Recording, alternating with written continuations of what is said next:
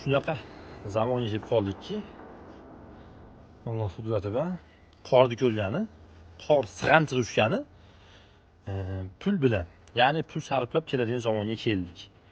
Ya'ni bu narsa yoshligimizda mana shu qorlarda uyimizda o'ynaganmiz, sig'antiq tushganmiz, zerikkanmiz, uyib ketganmiz.